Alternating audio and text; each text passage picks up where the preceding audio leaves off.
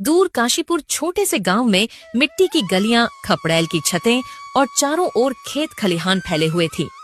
उसी गांव के छोर पर रहता था रामलाल।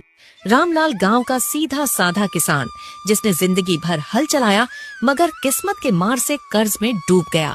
साहूकार लल्लन सिंह का उद्धार उस पर पहाड़ बनकर बैठा था। घर में उसकी भोली भाली पत्नी सीता, जो हर बात पर भगवान का नाम लेती, और उनका एक जवान बेटा सुरेश, जो गांव भर में अपनी मेहनत और जिद के लिए जाना जाता था। उस दोपहर सूरज सर पर चरखट रहा था। घर के आंगन में रामलाल अकेले खाट पर बैठा था और थोड़ी दूर उसकी पत्नी सीता चावल का बीज साफ कर रही थी, पर उसकी निगाहें बार बार रामलाल पर जाकर अटक रही थीं। थोड़ी देर बाद वो रामलाल से कहती है, अजी, काहे इतना माथा पकड़े बैठे हो जी? ऐसे उदास रहोगे तो घर की बरकत रूठ जाएगी। धीरज धरिए, सब राम जी संभाल लेंगे। आखिर दुख के बाद ही तो सुख के सूरज की पहली किरण फूटती है। अरे भाग्यवान, अब तुम ही बताओ कि आखिर भगवान कब तक संभालेंगे। अब तो लल्लन सिंह की परछाई भी डराने लगी है। वो हर रोज आकर हमारा दरवाजा खटखटाता है और वही एक रट लगाता है, रुपया दे वरना खेत गिरवी रख दे। अगर ये जमीन चली गई सीता, तो हम जीते जी मर जाएंगे। अरे, हमारा सूरज प्रताप है ना, वो जवान खून है, दिन रात खेत में पसीना बहा रहा है। इस बार देखिएगा, मिट्टी सोना उगलेगी और खेती इतनी अच्छी होगी कि हम एक एक पाई चुकता कर देंगे। बस थोड़ा भरोसा रखिए। खेती से अगर कर्ज चुकता होता ना सीता, तो आज गांव का आधा किसान सड़क पर कटोरा लेकर भीख नहीं मांग रहा होता। ये मिट्टी वफादार तो है, पर नसीब बड़ा बेईमान निकला हमारा। तभी दूर से भारी जूतों की आहट सुनाई देती है। सफेद चमकता हुआ धोती कुर्ता पहने, चेहरे पर घमंड का नकाब ओढ़े और आंखों में गरीबों के लिए तिरस्कार लिए साहूकार लल्लन सिंह ठाकुर आता दिखाई देता है। अरे ओ रामलाल, कहाँ दुबक कर बैठा है रे तू? बिल में छिपे चूहे की तरह बाहर निकल, आज फैसला होकर रहेगा। लल्लन सिंह जी प्रणाम, आइए बैठिए जी। ये फालतू का प्रणाम छोड़ और मुद्दे की बात कर। मेरा रुपया कहाँ है? बहुत दिन हो गए तेरी ये मिन्नतें सुनते सुनते।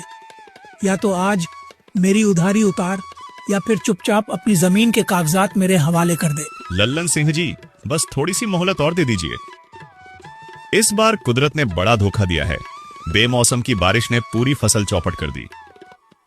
मैं हाथ जोड़ता हूँ, अगली बार दोगुनी मेहनत करके आपका सारा हिसाब बराबर कर दूंगा। क्या रे रामलाल, तेरा ये अगली बार और अगली फसल सुनते सुनते तो मेरे कान पक गए हैं।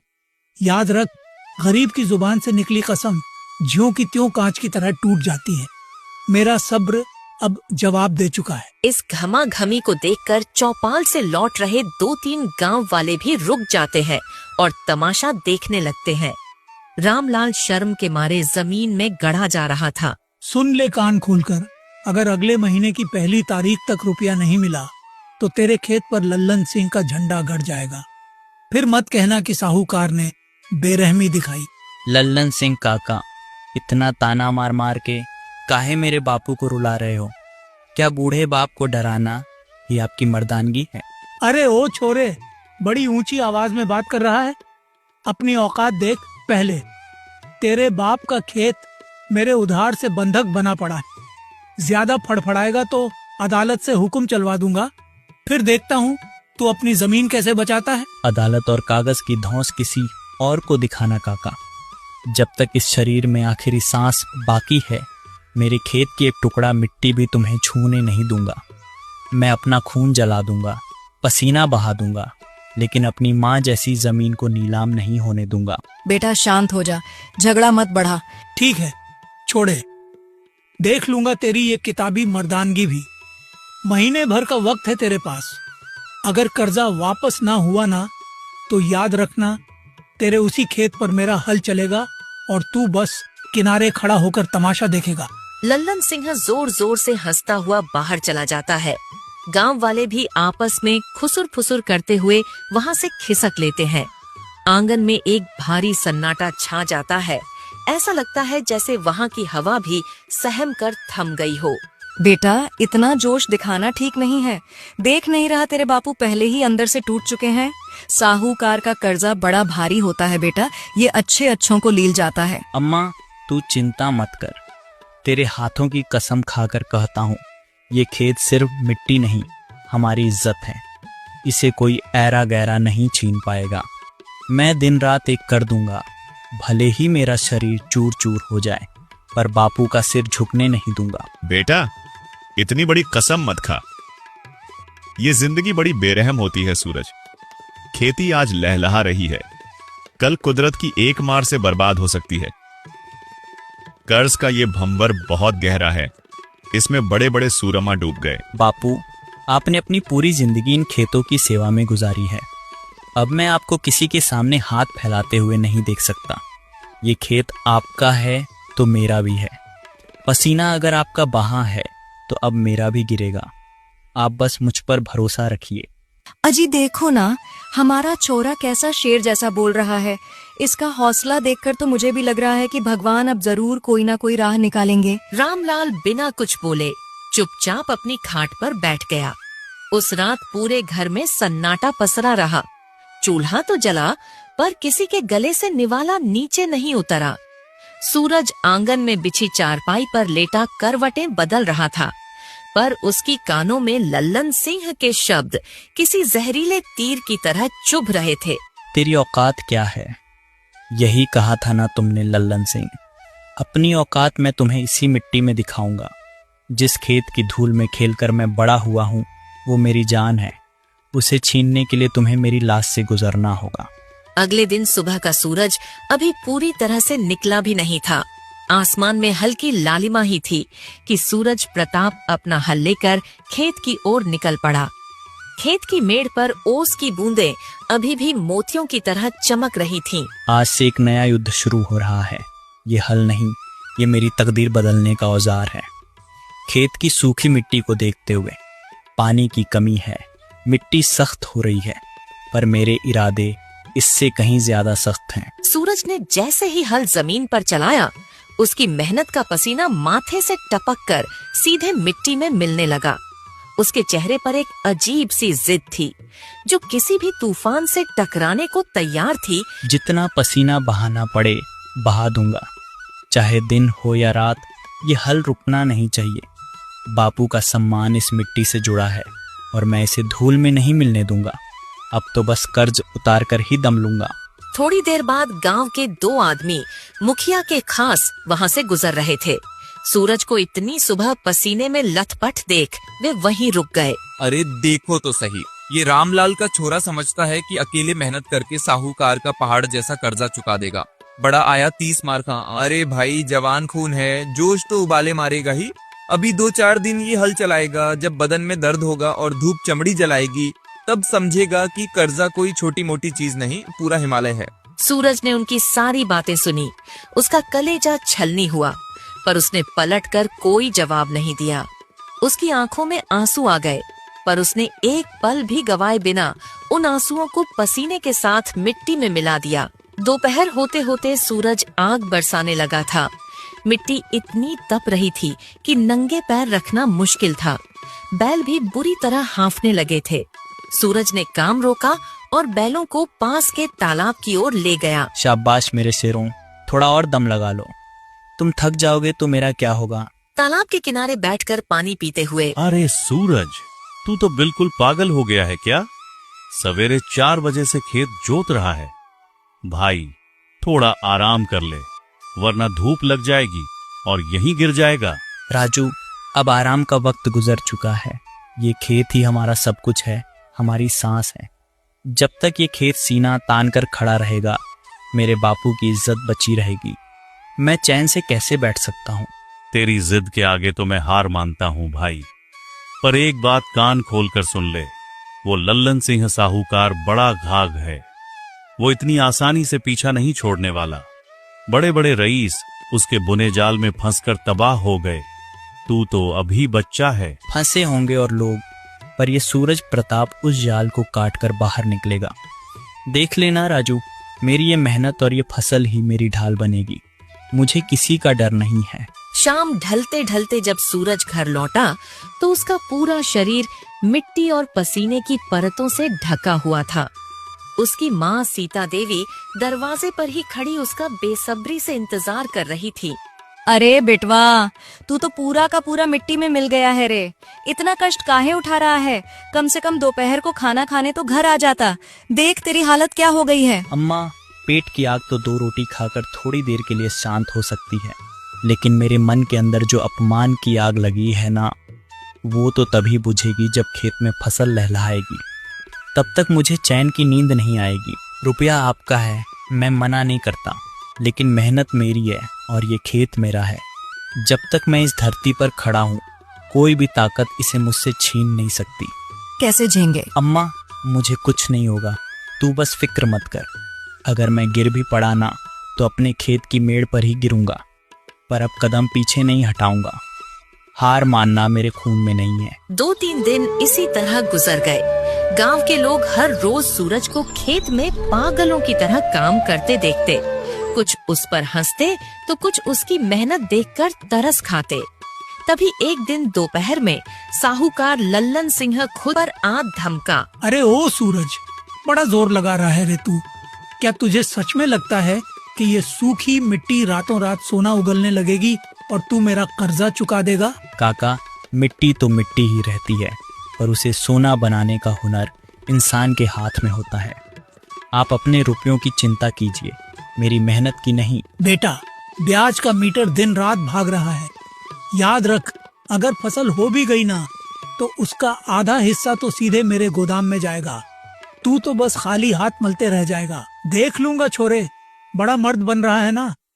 याद रखना, ठीक 1 महीने बाद अगर मेरा हिसाब बराबर नहीं हुआ तो इसी खेत पर मेरा कब्जा होगा और मैं यहाँ अपनी पसंद की फसल उगाऊंगा। काका, मैंने भी कसम खाई है, इस खेत पर अगर हल चलेगा तो सिर्फ सूरज प्रताप का, और पसीना बहेगा तो सिर्फ मेरा। ये मिट्टी मेरे बापू की विरासत है, इसे नीलाम होने से पहले मैं खुद को मिट्टी में मिला दूंगा। बहुत हुआ तेरा भाषण। 7 दिन बाद फिर आऊंगा, तब देखते हैं तेरी ये हेकड़ी कहाँ जाती है। लल्लन सिंह गुस्से में वहाँ से चला गया। उस रात आंगन में सन्नाटा और भी गहरा था। रामलाल और सीता अंदर बैठे बातें कर रहे थे और सूरज बाहर बैठा उनकी बातें सुन रहा था। सीता, मुझे सच में बहुत डर लग रहा है। हमारा बेटा जुनून की हद पार कर रहा है। कहीं ये खेत बचाने की जिद उसे ही ना लील जाए। जी, अब तो सारा भरोसा उसी पर है। आप देख नहीं रहे, हमारे बेटे की आंखों में एक अलग ही आग है।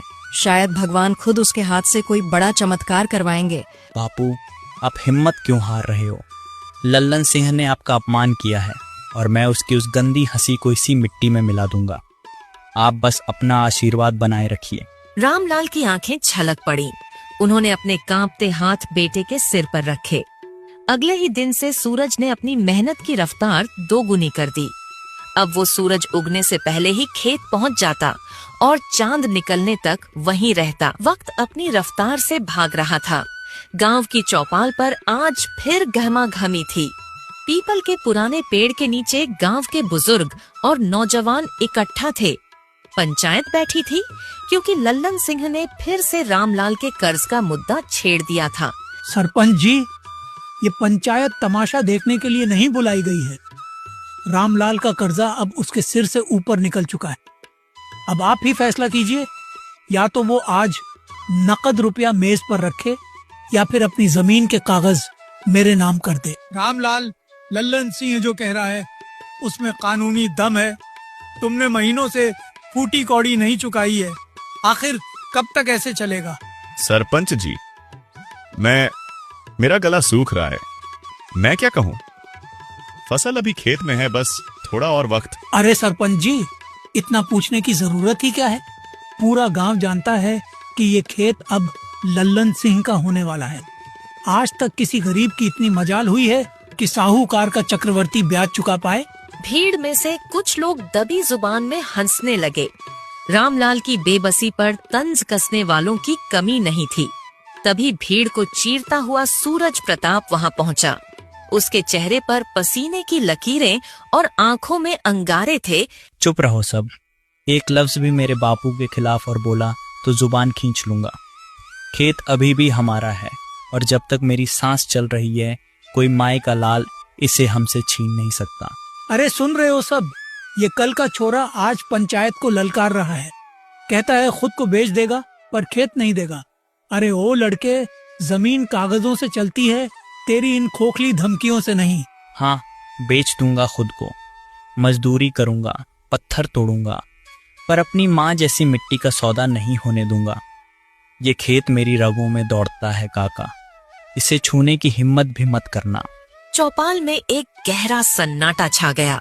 सब हैरानी से उस जवान लड़के को देख रहे थे जिसकी जिद पहाड़ जैसी अटूट लग रही थी।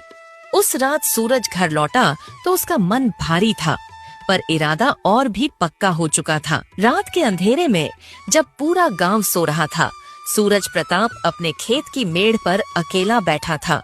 चांदनी की हल्की रोशनी में गेहूं की नन्ही पौध हवा में डोल रही थी। सूरज ने झुककर मिट्टी की एक मुट्ठी भरी और उसे चूम लिया। सब हंस रहे हैं मुझ पर, सब कह रहे हैं कि मैं पागल हूँ, लेकिन माँ तू तो जानती है ना कि मैं ये सब क्यों कर रहा हूँ। तू बस मेरा साथ मत छोड़ना। देखना, यही लोग जो आज मजाक उड़ा रहे हैं एक दिन मेरी मेहनत को झुककर सलाम करेंगे। अगले दिन सुबह फिर वही संघर्ष शुरू हुआ। सूरज का शरीर अब जवाब देने लगा था। उसकी हथेलियों में छाले पड़ गए थे और पीठ अकड़ गई थी, मगर उसका हल नहीं रुका। दोपहर की कड़ी धूप में वो अचानक खेत की मेड़ पर लड़खड़ाकर गिर पड़ा। हाय दैया, बिटवा, सूरज, उठ मेरे लाल, आंखें खोल, तूने तो अपना शरीर ही सुखा लिया है। अम्मा, मैं ठीक हूँ, बस थोड़ा चक्कर आ गया था, तू रो मत। अरे भाड़ में जाए ऐसा कर्जा और ऐसी जमीन, तू जान मत गंवा बेटा। हम सूखी रोटी खा लेंगे, दर दर भटक लेंगे, पर तुझे कुछ हो गया तो मैं कैसे जीऊंगी। उठ, घर चल अभी। नहीं अम्मा, मैं हार मानकर घर नहीं जाऊंगा। अगर मेरी जान जानी ही है तो इसी खेत की मेड़ पर जाए। बापू की पगड़ी की लाज अब इसी मिट्टी में दफन है। मैं आखिरी दम तक लड़ूंगा। गांव में अब बातें और भी तेज होने लगी थीं। सूरज का पागलपन चर्चा का विषय बन गया था। कुछ लोग उसे बेवकूफ कह रहे थे तो कुछ के दिलों में उसके प्रति सम्मान जागने लगा था। भाई, मानना पड़ेगा रामलाल के छोरे को। ऐसी लगन तो मैंने आज तक किसी किसान में नहीं देखी। दिन रात मिट्टी में लथपथ पड़ा रहता है। हाँ, शुरू में तो लगा था कि 2 दिन का जोश है, पर अब तो हफ्ता बीत गया। उसकी मेहनत देखकर तो अब पत्थर का दिल भी पिघल जाए। क्या पता, शायद भगवान सच में उसकी सुन ले। गांव अब 2 हिस्सों में बंट चुका था। जहां लल्लन सिंह अपनी चालें चल रहा था, वहीं दूसरी ओर गांव के नौजवान दबी आवाज में सूरज के पक्ष में खड़े होने लगे थे। तभी लल्लन सिंह फिर से पंचायत बुलाने की जिद करने लगा। सरपंच जी, अब और इंतजार नहीं होगा, आज आखिरी फैसला सुना दीजिए। वो छोरा खेत पर कब्जा जमाए बैठा है और मेरा ब्याज आसमान छू रहा है। या तो आज रुपया दो, वरना ये कागजात मेरे नाम करो। लल्लन काका, अभी मोहलत खत्म होने में 7 दिन बाकी हैं। आप इतनी जल्दी में क्यों हैं? क्या आपको डर लग रहा है कि कहीं मैं आपका रुपया ना चुका दूं? डर तो तुझे लगना चाहिए छोरे। 7 दिन बाद जब तू सड़क पर खड़ा होगा, तब तुझे समझ आएगा कि साहूकार से पंगा लेने का अंजाम क्या होता है। 7 दिन, सिर्फ 7 दिन का वक्त दीजिए। अगर 7वें दिन सूरज ढलने से पहले आपका एक एक पैसा नहीं चुकाया तो ये खेत तो क्या, मैं अपनी जान भी आपके नाम कर दूंगा। लल्लन सिंह, बात तो सही है। जब मोहलत दी गई है तो उसका पूरा होना जरूरी है। 7 दिन और सही, ठीक है, 7 दिन और। लेकिन याद रखना सूरज, 8वें दिन की सुबह इस गांव में तेरा नाम लेने वाला कोई नहीं बचेगा। उस रात रामलाल घर में बहुत देर तक खामोश बैठा रहा। वो अपने बेटे की मेहनत देख रहा था, पर उसका डर खत्म नहीं हो रहा था। सीता, मुझे लग रहा है कि हमारा बेटा अपनी जान जोखिम में डाल रहा है। ये लल्लन सिंह बहुत जहरीला सांप है, वो कोई ना कोई जाल जरूर बिछाएगा। अजी, आप अब भी डर रहे हैं? हमारा बेटा अब अकेला नहीं है। उसकी मेहनत देखकर अब गांव के लोग भी उसके साथ हैं। आप देखिएगा, जीत सच्चाई की ही होगी। बापू, आप बस अपना आशीर्वाद दीजिए। लल्लन सिंह ने आपका अपमान किया था, अब उसकी उस हार का गवाह पूरा गांव बनेगा। मैंने कसम खाई है और मैं उसे पूरा करके रहूंगा। रामलाल की आंखों से आंसू ढलक पड़े। उन्होंने अपने बेटे को गले लगा लिया। ये आंसू कमजोरी के नहीं बल्कि एक गर्वित पिता की खुशी के थे। अगले 7 दिन सूरज के लिए किसी तपस्या से कम नहीं थे। वो सोता नहीं था, बस काम करता था। पानी की एक एक बूंद का हिसाब रखता और मिट्टी को सहलाता। और फिर वो दिन आया जब खेत का रंग बदलने लगा। हे धरती माँ, तूने मेरी सुन ली। तूने वाकई मेरी मेहनत का लाज रख लिया। देखो गेहूं की बालियां कैसे हवा में झूम रही हैं। अरे भाई सूरज, ये क्या चमत्कार है। तेरे खेत का गेहूं तो पूरे जिले में सबसे बेहतरीन लग रहा है। ऐसी बालियां तो मैंने आज तक नहीं देखी। ये चमत्कार नहीं राजू, ये मेरे खून पसीने का रंग है।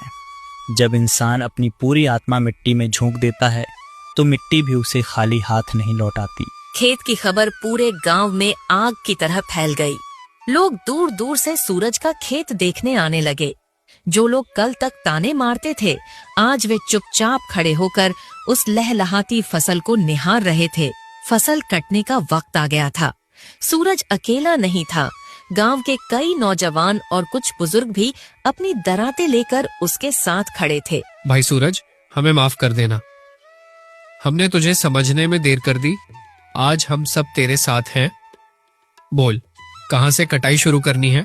भाइयों, आप सबका शुक्रिया। आज ये फसल सिर्फ मेरी नहीं, इस पूरे गांव की मेहनत का प्रतीक है। चलिए, जय जवान जय किसान। खेत में दरातें चलने लगी। हंसी मजाक और गीतों के बीच फसल कटने लगी। शाम तक गेहूं के ढेर लग गए। सूरज की आंखों में एक अलग ही चमक थी। उसे लग रहा था जैसे वो अपनी खोई हुई इज्जत वापस पा रहा है। सूरज अपनी बैलगाड़ी पर गेहूं की बोरियां लाद कर मंडी पहुंचा। वहां व्यापारियों की भीड़ लगी थी। जब सूरज के गेहूं की बोरी खुली तो चारों ओर सन्नाटा छा गया। अरे भाई, ये गेहूं है या असली सोना? इतना साफ और इतना वजनदार अनाज मैंने आज तक अपनी मंडी में ऐसा माल नहीं देखा। साहब, ये मेहनत का अनाज है, बस इसका सही दाम लगा दीजिए। मुझे अपने बापू का कर्ज उतारना है। फिक्र मत कर बेटे, इस गेहूं के लिए मैं तुझे बाजार से भी ऊपर का दाम दूंगा।